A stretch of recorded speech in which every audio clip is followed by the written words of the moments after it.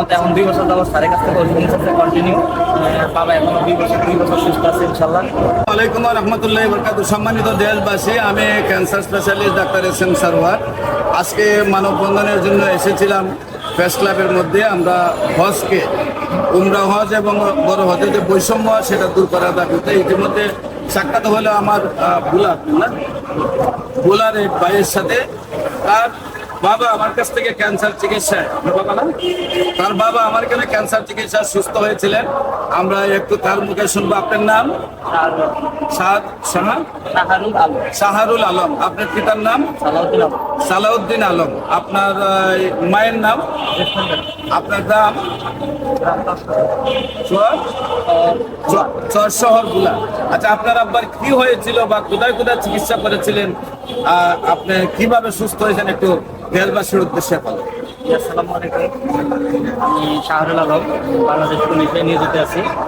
আমার আব্বু একজন স্কুলের টিচার ছিলেন। আমার বাবা ক্যান্সারে আক্রান্ত হয় আজ থেকে আরও 3-4 বছর আগে। আমরা ঢাকা ক্যান্সার হাসপাতালে, সরকারি ক্যান্সার হাসপাতালে, মুখ্যমন্ত্রী ক্যান্সার হাসপাতালে যাই। সেখানে প্রায় 6 মাস ঘোরার পরে 5 থেকে 6টা কেমো দেওয়া হয় আমার বাবাকে। দেওয়ার পরে ডাক্তার বলছিল উন্নতি হবে, তারপরেও হয়তো উন্নতি হয় নাই কোনো কারণবশত, অবনতির দিকে যাচ্ছিল। পরবর্তীতে আমি ওনার ঠিকানা পাই। ঠিকানা পাওয়ার পর ওনার সাথে যোগাযোগ করি। যোগাযোগ করার পরে উনি আমাকে 1 মাসের ওষুধ দেয়। ওনার সাথে আমি যোগাযোগ করার পর উনি খুব ভালোভাবেই রিপোর্টগুলি দেখছিলেন। এক ঘন্টা সময় নিয়ে, প্রায় 1 ঘন্টার মতো সময় নিয়ে রিপোর্টগুলি দেখছেন। দেখার পরে আমার বাবার ওষুধ দেওয়া হয়েছিল। আমি বাসায় নিয়ে যাই। যেখানে ডাক্তার ফেরত দিয়ে দিচ্ছিল, ডাক্তার বলছিল বাসায় নিয়ে যান। বাসায় নিয়ে যাওয়ার পরে আপনি হয়তো 2 মাস সময় পাবেন, এরকম কিছু। তো আমি ওনার সাথে যোগাযোগ করার পরে ওনার ওষুধ নিয়ে বাসায় যাওয়ার পরে 22 দিন পর আমার বাবা স্ট্রোক করে। আমি স্যারের সাথে যোগাযোগ করি। স্যার বললো যে তুমি একটু সরিষার তেল দিয়ে, মানে পরামর্শ দিল আর কি, অনেক পরামর্শ দিল। পরামর্শ দেওয়ার পরে আস্তে আস্তে উনি আস্তে আস্তে স্বাভাবিক হয়। আল্লাহর রহমতে এখন 2 বছর যাবত স্যারের কাছ থেকে ওষুধ নিচ্ছে কন্টিনিউ।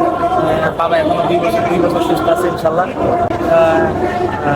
ভালো আছে আলহামদুলিল্লাহ। আচ্ছা, আমি প্রশ্ন করি, একটা স্যারের সংবাদ আপনারা কিভাবে পাইলেন? স্যারের সংবাদ পাইছিলাম আমি আপনার ক্যান্সার হাসপাতালে অনেক ঘোরাঘুরি করছি। তো লিফলেট কাগজ দেখছিলাম, একটা কার্ড পাইছিলাম। আমি আমার টাকাটা না হয় খরচ তো হইতো কেমনটা দিলে, তো চিন্তা করছি যে এইখানে খরচ করে দেখি। স্যারকে আপনি দেখেন? হ্যাঁ, এই স্যারের সাথে কথা আমার কষ্ট